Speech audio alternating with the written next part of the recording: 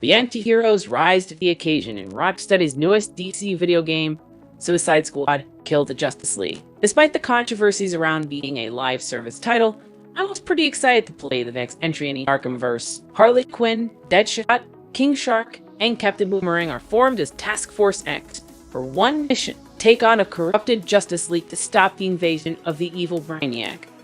That simple concept is a fun setup, but it is by far the bare minimum of what the story has to offer. As it progresses, Rocksteady pulls many twists and turns that take the story in a vastly different direction than I was expecting.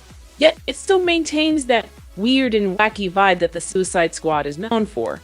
I personally liked how the story played out, despite one or two odd segments that made me question the lore a little bit, but overall, it was a stronger story than I expected, with each Justice League getting a proper chance to shine before I beat them. Especially with the bittersweet final performance from the late Kevin Conroy as Batman, and Brainiac serving as a great central villain behind everything. In story and gameplay, the 4 Suicide Squad members delivered what I had hoped for.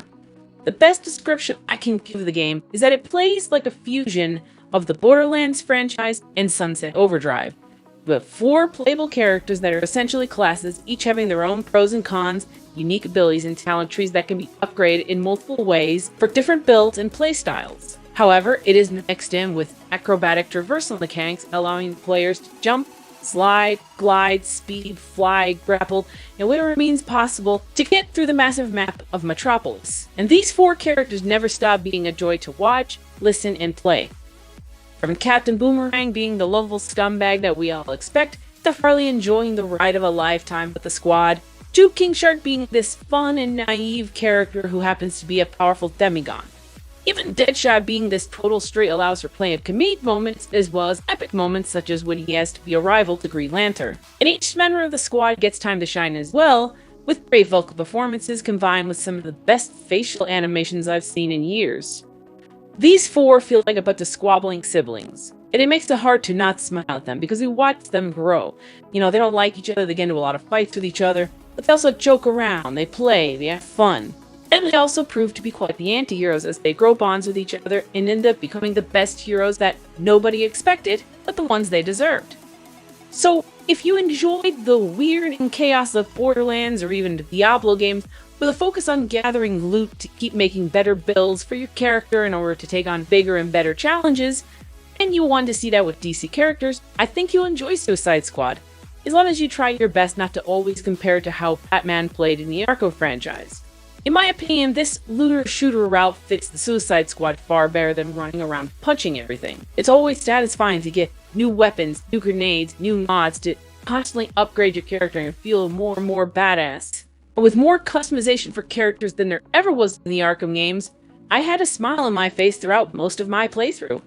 That's not to say that Suicide Squad is perfect by any means. I did have a couple of irksome moments, servers lagging out, a few glitches happening during certain missions, and there is a severe lack of fast travel in the game other than a way back to the hub world. On top of it all, while fighting the Justice League was fun, they weren't exactly the most challenging bosses, which is unfortunately a common issue with most Rocksteady games in this franchise. All the way back to Arco Sound, the bosses are just not that hard. I'm not asking for it to be a Dark Souls boss or anything like that, but considering I'm going up against characters like Superman and the Flash, I kinda expected these things to be a little bit more difficult.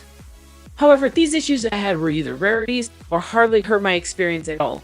And since this is an online game, there likely will be patches and updates as we go along to fix some problems, with plenty of free DLC along the way, as well as a 100% optional Battle Pass.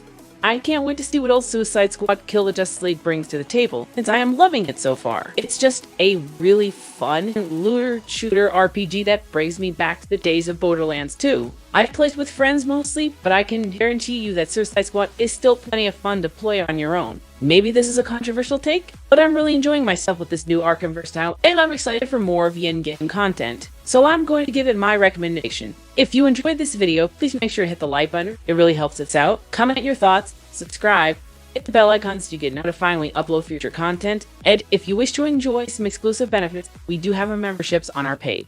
With all this said, we hope to see you next time, and until then, we bid you all farewell.